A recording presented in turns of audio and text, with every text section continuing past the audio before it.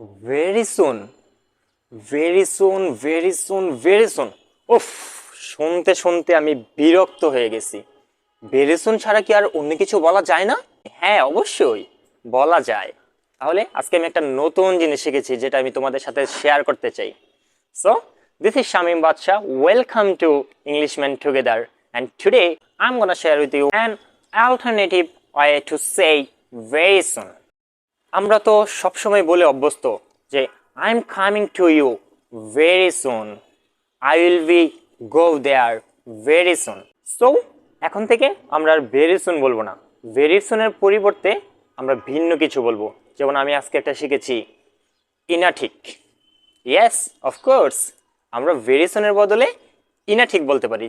For example, I am coming to you very soon, I am coming to you ইনা ঠিক। Yes, I will be go there ইনা ঠিক। তার মানে কি, আমি তোমার কাছে শীঘ্রই আসছি ইনা ঠিক। সো ভেরি সুনের বদলে আমরা ব্যবহার করতে পারি ইনা ঠিক। That's all for today and thanks for watching this video.